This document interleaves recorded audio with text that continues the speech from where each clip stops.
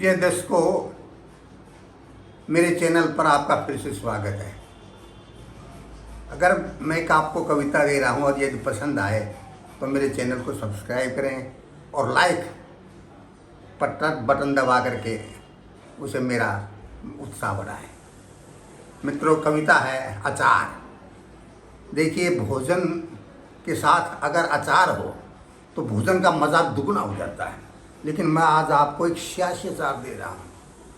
हमारे देश में चुनाव होते रहते हैं, तो मैंने अपनी समझ से, अपने अनुभव से एक सब जो मुख्य राजनीतिक दल हैं उनका चरित्र चित्रण किया है कि वो क्या है, और अगर आपको वो पसंद आए तो आप इसका लाभ उठाएं और आप आनंद लें।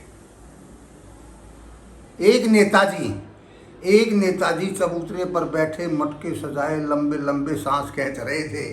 बेचारे चुनाव में हार गए, अचार बेच रहे थे। एक अजीब अंदाज में मुंह खोले, पहला अचार ग्राहकों को दिखाते हुए बोले कि जनाब, इस मटके में टीट मिर्च और आम है। जनाब, इस मटके में टीट मिर्च और आम है। जनता दल इस अचार का नाम है। पिछड़ों के लिए सस्ता और फायदेमंद है। अरे बिहारियों को तो ये बहुत पसंद है।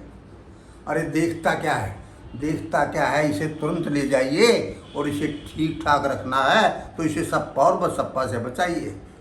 फिर बाद में पछताएगा। यदि किसी तेजस्वी नेता को पता चल गया तो सारा का सारा ले जाएगा।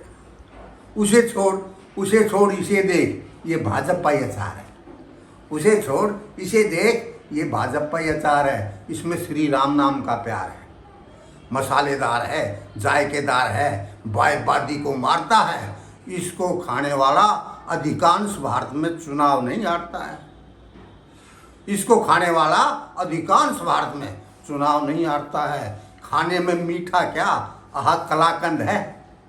मोदी जी और अमित शाह जी को तो यह पहली पसंद है।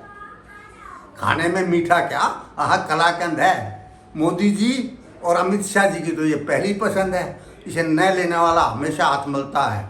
उत्तरी भारत में तो यह बहुत चलता है, लेकिन पहाड़ी और मुसलमान थोड़ा इससे डरते हैं, इसलिए कम खाते हैं, परहेज करते हैं। और यदि आपका मुझ पर यकीन है तो यह अगला मटका भी बड़ा कमसीन है। यदि आपका मुझ पर यकीन है तो यह अगला मटका भी बड़ा कमसीन है। यह अचार पर्दे में रहता है, पर्दा नसी है। अचार बहुत पुराना है, कांग्रेसी है। यह बात तो जानता बच्चा है कि अचार जितना पुराना हो उतना ही अच्छा है। किंतु अब की बार इसमें नमक कुछ ज़्यादा पड़ गया है, इसलिए ढीला है, थोड़ा लचर गया है। शायद किसी भ्रष्टाचार की इसमें वो बूंद लग गई है। अतः अचार में थोड़ी फफूंद लग गई। फफूंद हटाइए, अचार खाइए। अचार खाने में फिर भी मज़ा आता है। लेकिन देशवासी इसे खाना भी चाहता है, लेकिन खाने से पहले न जाने क्यों मुंह बिचकाता है। और इन अचारों के साथ में ये जो छोटे से कुल्हड़ में जो अचार मंद मंद मुस्काया है, ये आम आदमी अचार है। आम आदमी यानी आपका अचार है, जो अभी कुछ दिन पहले ही मार्केट में आया है। यह बात तो सबने मानी है कि आधी दिल्ली तो इस अचार की दीवानी है। और यह बात कहने में मुझे कतई नहीं परहेज है कि ये अचार मार्केटिंग में बहुत तेज है। ये अचार भविष्य में क्या गुल खिलाएगा, इसका तो कुछ दिन बाद ही पता चल पाएगा, जबकि चुनाव आएगा।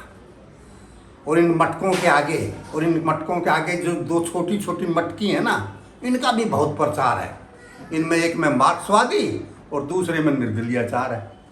मार्क्सवादी अचार ज़्यादातर बंगाल और केरल में चलता है, जबकि निर्दलीय अचार पूरे भारत में मिलता है।